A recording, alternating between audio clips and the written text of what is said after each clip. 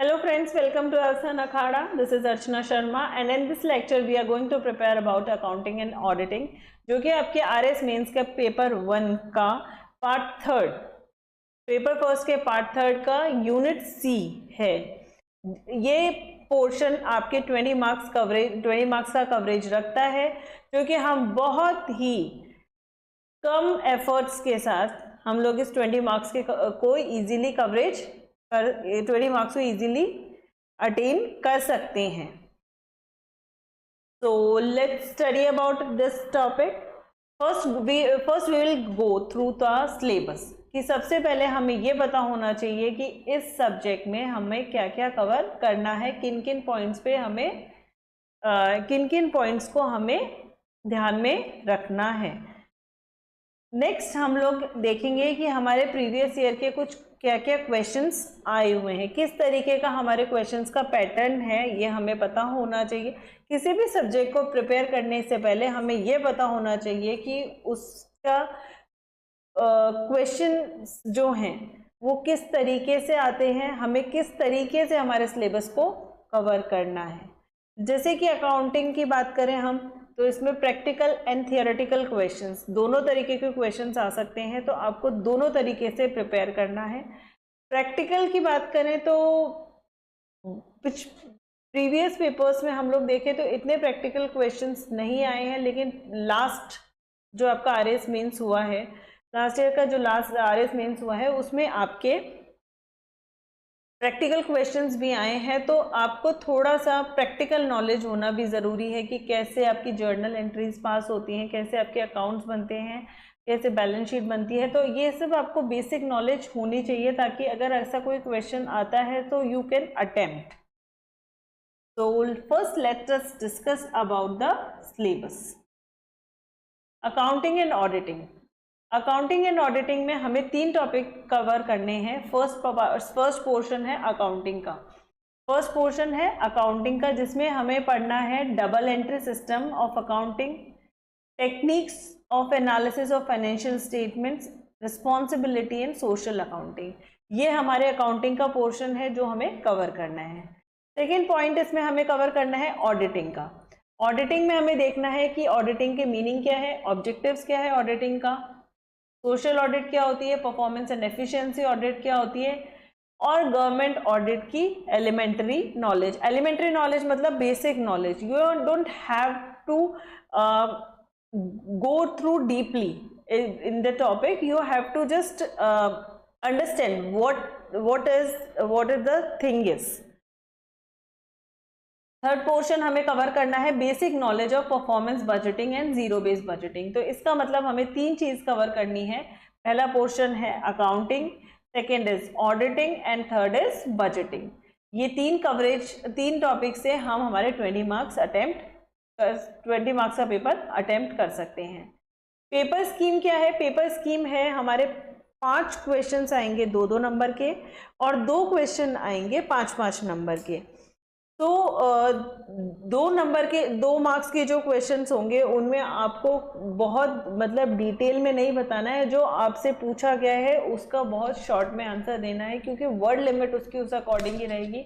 5 marks के questions 2 आएंगे, उनमें थोड़ा सा आपको जस्टिफिकेशन देना पड़ सकता है या आपको समझाना पड़ सकता है, उनके लिए आपको थोड़ा सा प्रिपेयर ज़्यादा करना पड़ेगा। ठीक है, तो इस तरीके से हम हमारे 20 मार्क्स को कवर करेंगे। अब हम लोग देखेंगे previous year questions. Previous year हमें ये पता होना चाहिए कि पेपर का पैटर्न क्या है, पेपर में किस तरीके के क्वेश्चंस आते हैं, ताकि हम लोग उसको इस तरीके से हम लोग प्रिपेयर कर सकें। हम लोग सिर्फ अभी पहले इन क्वेश्चंस को देखेंगे कि किन किन तरीके के किस टॉपिक में से कौन से तरीके के क्वेश्चंस आ रखे हैं। हम जैसे जैसे उन टॉपिक्स को कवर करते जाएंगे, उन क्वेश्चंस को भी हम लोग डिस्कस करते जाएंगे कि आपको किस तरीके से किस क्वेश्चन का क्या आंसर देना है। हम लोग ब्रीफली डिस्कस करेंगे, लेकिन उन पर्टिकुलर टॉपिक्स के साथ। ठीक है, तो फर्स्ट क्वेश्चन है give any 4 objectives of auditing. आपको ऑडिटिंग के ऑब्जेक्टिव्स बताने हैं। Write down any 4 duties of controller and auditor general of India. ये आपके हैं 5-5 नंबर के क्वेश्चंस। ये जो आपके दो क्वेश्चंस आएंगे 5-5 नंबर के, ये वो हैं जिनमें आपको इनका डिटेल में आंसर देना है। Write down any 4 essential features of zero based budgeting. ये बजटिंग का क्वेश्चन है, तो ये हम बजटिंग क्वेश्चन के पोर्शन के साथ कवर करेंगे। Write down any 5 techniques of financial statement analysis. ये हमारे अकाउंटिंग का क्वेश्चन हो गया, जो हम अकाउंटिंग का जैसे जैसे हम टॉपिक कवर करते जाएंगे वैसे वैसे हम इन क्वेश्चंस को डिस्कस करते जाएंगे। What are compound journal entries, तो उसके लिए पहले आपको ये पता होना चाहिए कि जर्नल एंट्रीज क्या होती हैं, उसके बाद हम लोग कंपाउंड जर्नल एंट्रीज को डिस्कस करेंगे और इनके कुछ क्वेश्चंस भी हम लोग अटेम्प्ट करेंगे साथ के साथ। Name any 2 methods of trend analysis. Mention any 4 types of responsibility centres with reference to responsibility accounting. What is the designation of person having highest authority in government audit. Why zero-based budgeting was adopted by Government of India. Next question is explain dual aspect concept in context of double entry system of accounting with suitable example. Next is performance budgeting is useful for government and public sector undertakings. Why? तो ये कुछ हमारे questions हैं जो हमने previous year questions जो हैं वो हमने लिए हैं। तो ये हमारे तीनों टॉपिक्स में से हमारा कवरेज है, अकाउंटिंग, ऑडिटिंग और बजटिंग। इन तीनों टॉपिक्स में से हमारा कवरेज है। तो हम जैसे जैसे हमारे टॉपिक्स को कवर करेंगे वैसे वैसे हम इन क्वेश्चंस को डिस्कस करेंगे कि आपको इन क्वेश्चंस को अटेम्प्ट कैसे करना है। ठीक है, तो first let us start with accounting. सबसे पहले आपको ये पता होना चाहिए कि अकाउंटिंग होती क्या है। अकाउंटिंग इज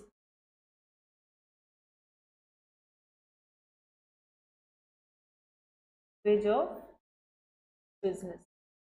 जैसे हम किसी भी चीज़ को मतलब हम समझाते हैं, हम हिंदी में बोलते हैं, इंग्लिश में बोलते हैं, तो हर चीज़ का जो मॉनेटरी टर्म्स होते हैं, जो आपके फाइनेंशियल ट्रांजैक्शंस होते हैं, उनको आप किस तरीके से एक्सप्लेन करेंगे कि आपने क्या ट्रांजैक्शन किया है, क्या नहीं किया है, तो उस चीज़ को समझाने के लिए हमारा अकाउंटिंग होता है। तो बेसिकली सबसे पहले आपको ये पता होना चाहिए कि अकाउंटिंग है क्या। अकाउंटिंग है कि आपके जो भी फाइनेंशियल ट्रांजैक्शंस हुए हैं उनको आप रिकॉर्ड करेंगे।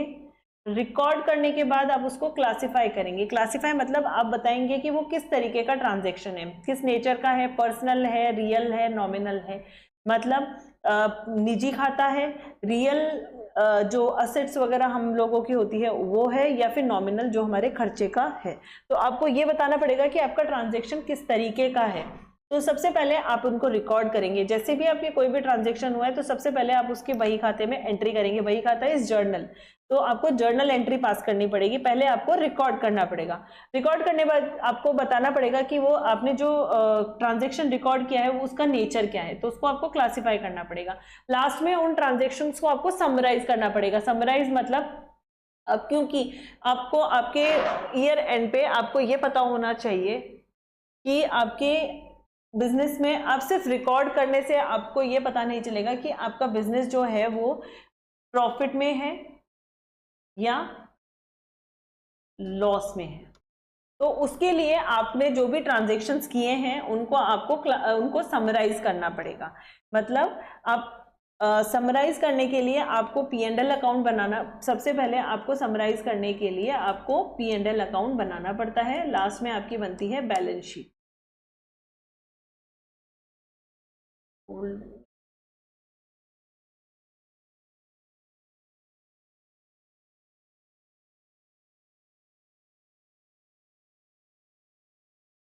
सबसे पहले आपको बनाना पड़ता है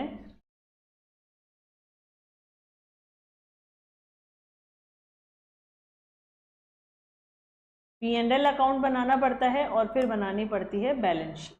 आपको ये बनाना पड़ता है।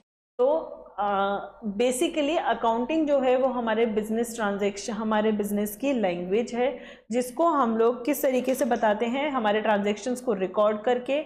रिकॉर्ड करने के बाद उन ट्रांजैक्शंस का नेचर, हम क्लासिफिकेशन मतलब हम उनका नेचर बताते हैं एंड देन हम उसको समराइज करते हैं। समराइज हम लोग करते हैं कि हम मुनाफे में है या नुकसान में है, क्योंकि सिर्फ ट्रांजैक्शंस करना और उनको रिकॉर्ड करना वहां तक सीमित रहने से हमें ये पता नहीं चलेगा कि हमारा बिजनेस नुकसान में चल रहा है या फायदे में चल रहा है, और फायदे में चल रहा है तो हम उसको फायदे को और किस तरीके से बढ़ा सकते हैं, इन ही रिकॉर्ड ट्रांजेक्शन को रिकॉर्ड करने से ही हमें पता चलता है, और उनको समराइज करने से ही पता चलता है कि हम लोग किस तरीके से और फायदा कर सकते हैं, या हमें नुकसान हो रहा है तो हम उस नुकसान को कैसे कम कर सकते हैं। हमने पूरे साल भर में क्या असेट क्रिएट करी है, क्या हमारे लाइबिलिटीज, उनके अगेंस्ट क्या लाइबिलिटीज खड़ी हुई है, ये सब हमें बैलेंस शीट के थ्रू पता चलता है। तो लेट्स फर्स्ट रीड कि हम लोगों के नोट्स में क्या है। Accounting is the science as well as the art of recording, classifying and summarising transaction and events in terms of money. मतलब आपको फोकस क्या करना है कि only monetary transactions has to be recorded, मतलब जो जहां हमारा पैसा खर्च होगा हम उन ट्रांजेक्शंस को रिकॉर्ड करेंगे, ठीक है। पैसा खर्च हो चाहे नहीं हो, चाहे अगर हमारी कोई लाइबिलिटी भी अगर किसी चीज़ के अगेंस्ट खड़ी हो जाती है तो वो पैसा मतलब इन फ्यूचर हमारा जाएगा, या फिर हमारे कोई लेनदार है, देनदार है, मतलब मान लो हमारे पास हमारे डेटर्स खड़े हैं तो हमारे पास पैसा आएगा, लेकिन वो मॉनेटरी ट्रांजेक्शन हुआ नहीं है, लेकिन इन फ्यूचर होगा तो हम उसको भी रिकॉर्ड करेंगे। तो इसका मतलब आपको स्पेसिफिकली इस पे ध्यान रखना है कि only monetary transactions has to be recorded. कौन से ट्रांजेक्शंस रिकॉर्ड होंगे? मॉनेटरी ट्रांजेक्शन, ठीक है। एंड इंटरप्रेटिंग द, उसके बाद आपका रिजल्ट इंटरप्रेट करेगा, ठीक है। It is a process of writing financial, it is a process of writing, it is a procedure of writing financial transaction in prescribed formats and books। इनका एक prescribed format, ठीक है। It is a system of recording, classifying and reporting periodically to relevant management personnel and also to the parties concerned with the business, that is owners, creditors, investors, government and financial institutions and other agencies। वही बात जो हम लोगों ने अभी discuss करी। Accounting का मतलब होता है कि किसी भी ट्रांजेक्शन को रिकॉर्ड करना, किसी भी ट्रांजेक्शन को रिकॉर्ड करना, उसको क्लासिफाई करना और देन उसको समराइज करना। समराइज हम लोग क्यों करते हैं? ताकि हमें उनके रिजल्ट्स पता चले, ठीक है। रिजल्ट्स जो है वो हम लोग इसलिए करते हैं ताकि हम लोग उनको रिपोर्ट कर सके फर्दर। रिपोर्ट किसको करना है? जो उस बिजनेस का ओनर है, जो मालिक है, या उसके जो भी क्रेडिटर्स, मतलब उसके जो लेनदार हैं, मतलब हमारी जो लाइबिलिटीज हैं, जो भी है जिनको हमें पैसा देना है, हमें उनको बताना होता है। हमारे जिस बिजनेस में जिसने भी इन्वेस्ट किया है उनके पास नॉलेज होनी चाहिए। गवर्नमेंट को क्योंकि हमें टैक्सेस देने होते हैं तो हमें गवर्नमेंट की तरफ भी हमारी लाइबिलिटी है। फाइनेंशियल इंस्टीट्यूशंस और कोई भी तरीके की कोई एजेंसी, मतलब जो भी उस बिजनेस से ताल्लुक रखता है, हमें उनको जवाबदेही होती है। तो उनको जवाबदेही हम लोग किस तरीके से देते हैं? हमारे ट्रांजेक्शन्स को एक रिकॉर्ड करके और उनका प्रॉपर रिपोर्ट प्रिपेयर करके हम लोग जो भी हमारे बिजनेस से कनेक्टेड है हम लोगों को उन लोगों को समझाना रहता है। नेक्स्ट इज, अब एक तरीके से ये हम लोग इसको 2 नंबर का क्वेश्चन मान सकते हैं। कितने मार्क्स का?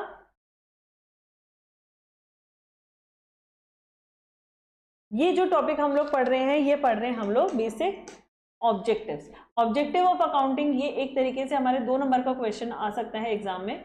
तो बेसिक ऑब्जेक्टिव क्या है, ये क्या पढ़ रहे हैं हम लोग? अब बेसिक ऑब्जेक्टिव ऑफ अकाउंटिंग, ये आप इसको थोड़ा ध्यान से पढ़ें, ये 2 नंबर का क्वेश्चन आ सकता है। अकाउंटिंग क्या होता है? अकाउंटिंग का मेन ऑब्जेक्टिव क्या है? अभी तक हम जो पढ़ते आ रहे हैं, मतलब कि उद्देश्य क्या है अकाउंटिंग का? अकाउंटिंग का उद्देश्य है कि आपके मैनेजमेंट को सपोर्ट करना, कि वो लोग डिसीजंस ले सके। हमने अभी ही पढ़ा कि हम लोगों को फायदा हो रहा है या नुकसान हो रहा है, तो वो किससे कैसे पता चलेगा? वो अकाउंटिंग के थ्रू ही पता चलेगा। अकाउंटिंग जो है वो आपके मैनेजमेंट को, आपकी जो भी ऑर्गेनाइजेशन है उसके मैनेजमेंट को सपोर्ट करती है कि वो कोई भी तरीके का डिसीजन ले सके, उन लोगों को वो इंटरप्रेट कर सके रिजल्ट्स को, और फ्यूचर प्लानिंग कर सके। फ्यूचर में हमें क्या करना है, कि हमें एक बिजनेस में क्या बढ़ोतरी करनी है, या हम लोगों को किस तरीके से हमारे बिजनेस में अगर कोई नुकसान हो रहा है तो उस नुकसान को कम करके ख़त्म कैसे किया जा सकता है, वो हमें अकाउंटिंग हेल्प करती है। तो ये आपका सीधा सीधा 2 नंबर का क्वेश्चन, ये आपका कितना 2 नंबर का क्वेश्चन बन रहा है। ठीक है। तो basic objective of accounting is to support, क्या सपोर्ट किसको, मैनेजमेंट ऑफ द ऑर्गेनाइजेशन। किस मैनेजमेंट को क्या सपोर्ट करना है, ताकि वो डिसीजंस ले सके और प्लानिंग कर सके। प्लानिंग किसकी, फ्यूचर, आपके जो भी है फ्यूचर में क्या आपको मतलब आगे क्या करने हैं, स्टेप्स लेने हैं, उसके लिए आप प्लान कर सके और डिसीजंस ले सके। So the basic objective of accounting is to support the management of the organization in taking decisions and planning for the future effectively. ठीक है, तो इस तरीके से आपके जैसे थियोरेटिकल क्वेश्चंस आएंगे तो आपको ये इस तरीके के टॉपिक्स कवर करने हैं, जैसे कि अकाउंटिंग का ऑब्जेक्टिव क्या है, तो you have to learn the key words, मतलब यू हैव टू क्रैम और मेमोराइज द कीवर्ड्स। जैसे कि अभी आपको पूछा जाए कि अकाउंटिंग का बेसिक ऑब्जेक्टिव क्या है, तो आपको ये पता होना चाहिए कि बेसिक ऑब्जेक्टिव है कि मैनेजमेंट जो है वो फ्यूचर प्लानिंग करने के लिए डिसीजंस ले सके, उसके लिए हमें सपोर्ट करती है अकाउंटिंग। आपको इस तरीके से पता होना चाहिए ताकि आप उस आंसर्स को बहुत इफेक्टिवली लिख सके। और ये जो कुछ वर्ड्स हैं, ये पर्टिकुलर वर्ड्स हैं, ये आपको याद होने चाहिए, क्योंकि ये बहुत वेटेज रखते हैं आपके जो पेपर में आप लोग जो भी कवर करके आते हैं। तो ये जो आप क्या मतलब आप लिखना और एक बहुत तरीके से लिखना, इन दोनों में बहुत डिफरेंस है। तो let's move forward. Next topic क्या है, बेसिकली अब अकाउंटिंग जो है उसके तीन पार्ट है। हम लोग अकाउंटिंग को 3 तरीके से डिवाइड कर सकते हैं। कैसे, फर्स्ट होता है इसका book keeping, second is accounting and audit, third is auditing. Book keeping का मतलब क्या होता है कि आपके जो भी बुक कीपिंग का मतलब है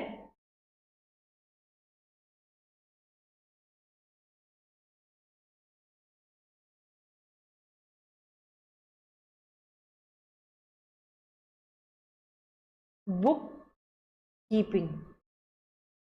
कीपिंग का मतलब होता है कि आपके ट्रांजैक्शंस को रिकॉर्ड करना। जैसे ही आपके कोई भी ट्रांजैक्शन हुआ उसको आप इमीडिएटली रिकॉर्ड कर ले। ठीक है, बुक कीपिंग का मतलब क्या होता है कि जैसे ही आपके ट्रांजैक्शंस हुए आप उनको सिंपली रिकॉर्ड कर लें। अकाउंटिंग का मतलब होगा कि जो भी आपने ट्रांजैक्शंस को रिकॉर्ड किया है।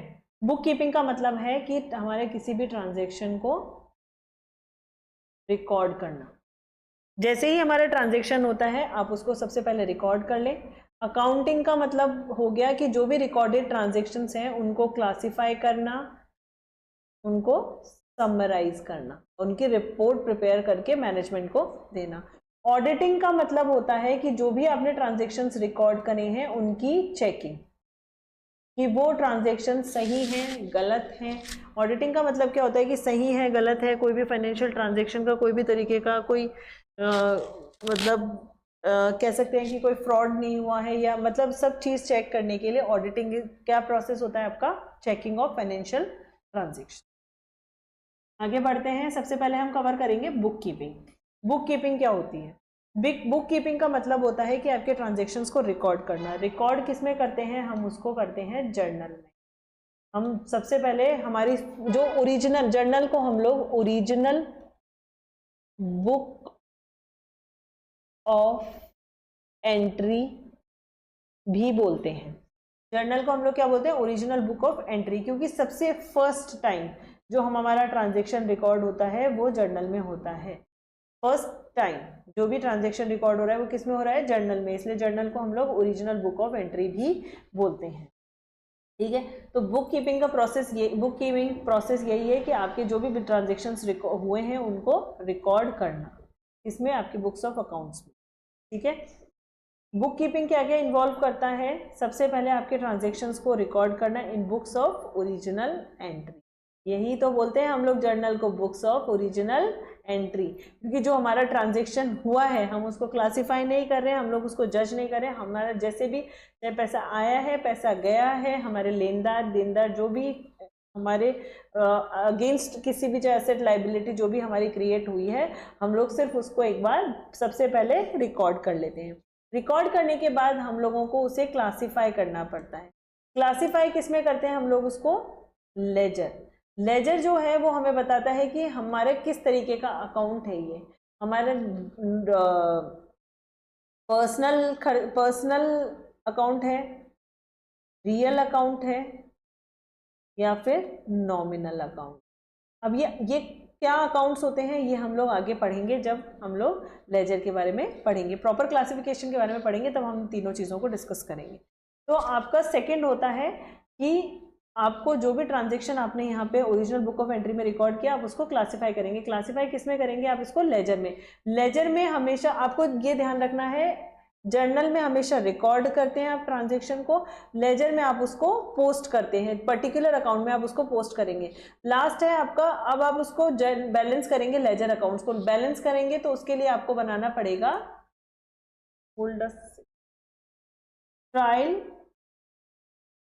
Balance transaction. नेक्स्ट प्रोसेस होता है, आपके स्टेप्स होते हैं अकाउंट्स में। अकाउंट्स में सबसे पहले आप अपने ट्रांजेक्शन्स को रिकॉर्ड करते हैं, किसमें? Original book of entry, that is journal. Journal में सबसे पहले आप अपने ट्रांजेक्शन्स को, जो भी आपके फाइनेंशियल ट्रांजेक्शन हुए उनको आप रिकॉर्ड करेंगे। देन आप उन ट्रांजेक्शन्स को क्लासीफाई करेंगे कि किस तरीके का अकाउंट, किस तरीके का नेचर है, मतलब जो आपका खर्चा हुआ है उसका नेचर क्या है, वो हमें लेजर बनाना पड़ता है उसके लिए। तो उसमें हम लोग हमारे जो ट्रांजेक्शन्स हैं उसकी हम लोग पोस्टिंग करते हैं। उसके बाद हम लोग हमारे जो लेजर अकाउंट्स हैं उनको बैलेंस करते हैं। बैलेंस करने के बाद हम बनाते हैं ट्रायल बैलेंस, ठीक है। उस ट्रायल बैलेंस के बाद हम लोग हमारे फाइनल अकाउंट्स प्रिपेयर करते हैं। इन फाइनल अकाउंट से हमें पता चलता है कि हाँ whether we are in profit or we are in loss, और हमारी क्या असेट बनी है और क्या इनके अगेंस्ट हमारे लाइबिलिटीज क्रिएट हुई हैं, ठीक है। तो हमारे ये चार जो स्टेप्स हैं हमें ये पढ़ना है, इन्हीं को अकाउंटिंग में ओवरऑल यही हमें पढ़ना है कि हम हमारे ट्रांजेक्शन्स को कैसे रिकॉर्ड करते हैं, इनकी कैसे पोस्टिंग करते हैं, फिर इनको बैलेंस करने के बाद हम हमारे फाइनल अकाउंट्स कैसे प्रिपेयर करते हैं। फाइनल अकाउंट्स कौन कौन से होते हैं? फाइनल अकाउंट्स होते हैं आपके P&L अकाउंट और आपकी बैलेंस, ठीक है। आगे बढ़ते हैं। बुक कीपिंग क्या करती है? इसका फोकस होता है कि आपके जो भी ट्रांजेक्शन्स हैं उनका एनालिसिस करना और उनका इंटरप्रेट करना, इनका their effect on the business. जो हम स्टार्टिंग से पढ़ते आ रहे हैं, हमने जो अकाउंटिंग का बेसिक ऑब्जेक्टिव पढ़ा है, अकाउंटिंग का बेसिक ऑब्जेक्टिव यही है कि आपके ट्रांजेक्शन्स को आप रिकॉर्ड करो और उन रिकॉर्ड करके उनसे जो भी रिजल्ट आ रहे हैं वो आप अपने मैनेजमेंट को रिपोर्ट करो, ताकि मैनेजमेंट जो है आपकी अपनी फ्यूचर प्लानिंग कर सके या फिर अपने जो भी डिसीजंस हैं आपके बिजनेस के रिगार्डिंग वो डिसीजंस ले सके, ठीक है। अब जैसे ये हम लोग इसको पढ़ते हैं, इसमें क्या है next? It involves making adjustment, preparation of P&L account and balance sheet. ये हम लोगों ने देख लिया कि हमारे फाइनल अकाउंट्स बनाएंगे, and then analysing and interpreting financial statement. ये हमारा टॉपिक है एक पूरा, analysing and interpreting financial statement, तो हम लोग उसमें कवर करेंगे। दिस बुक कीपिंग जो है वो असेंशियल, बहुत ही इंपॉर्टेंट पार्ट है book keeping. Next, accounting is a language of business. हम लोगों ने स्टार्टिंग में देखा कि आपको ये पता होना चाहिए कि अकाउंटिंग है क्या। अकाउंटिंग आपके बिजनेस की भाषा है, ये आप मतलब आपके बिजनेस को बताता है कि आपके बिजनेस में चल क्या रहा है। आपके जो भी मॉनेटरी, सब चीज़ नहीं बताती है अकाउंटिंग सिर्फ आपके जो मॉनेटरी ट्रांजेक्शन्स हैं उनको बताती है कि उससे आपके बिजनेस पे क्या इफेक्ट आ रहा है, ठीक है। ये आपके बिजनेस की लैंग्वेज है। To make the language convey similar meaning to all people, accountants all over the world have developed certain concepts, conventions, rules and process. अब हम लोग ये बात करें कि अकाउंटिंग सिर्फ हम हमारी मन मर्जी से कैसे भी रिकॉर्ड कर ले, हम उनको कैसे भी क्लासीफाई कर ले, मतलब सब अपने अपने तरीके से कर ले, नहीं। अकाउंटिंग के कुछ कॉन्सेप्ट्स हैं, कुछ बेसिक कॉन्सेप्ट्स हैं जो आपको फॉलो करने पड़ते हैं जब आप अपने ट्रांजेक्शन्स को रिकॉर्ड करते हैं। कुछ इसके कन्वेंशंस, इसके रूल्स, ये सब बने हुए हैं जो आपको फॉलो करने पड़ते हैं अपने ट्रांजेक्शन्स को रिकॉर्ड करते हुए। इसका मतलब हम लोगों ने देखा कि रिकॉर्ड करना, क्लासीफाई करना, आप कैसे भी आप उनको रिकॉर्ड कर लो, कैसे भी क्लासीफाई कर लो, नहीं। इनके पर्टिकुलर फॉर्मेट्स हैं। जैसे कि आप जर्नल में अगर आप कोई भी एंट्री करते हैं तो उसका आपका प्रॉपर फॉर्मेट है कि आप उसको कैसे रिकॉर्ड करेंगे, लेजर कैसे बनेगा, कैसे बैलेंस शीट बनेगी, और किन कॉन्सेप्ट्स के बेसिस पे बनेगी। वो कॉन्सेप्ट्स हमारे मतलब कॉन्सेप्ट मतलब कि क्या रूल्स हैं, क्या बेसिक रूल हैं जो आपको अपने ट्रांजेक्शन्स रिकॉर्ड करने में, क्लासीफाई करने में, आपके फाइनल अकाउंट्स बनाने में आपको फॉलो करने हैं। तो इन ही कॉन्सेप्ट्स को, कन्वेंशंस को हम लोग क्या बोलते हैं, gap. Gap is generally accepted accounting principles. ठीक है, accounting principles can be understood through accounting concepts and convention. So that's all for today. Thank you. We will discuss about these concepts in the next lecture. All the best. आप लोग पढ़िए, इन basics concepts को पढ़िए। हम लोग आगे आगे next हम लोग इनका कवरेज करेंगे बहुत अच्छे से, और आपको बहुत इंटरेस्टिंग लगेगा ये सब्जेक्ट। आपके 20 मार्क्स आपको बहुत इंटरेस्टिंग वे में आप इसको कवर कर सकते हैं। Thank you so much guys.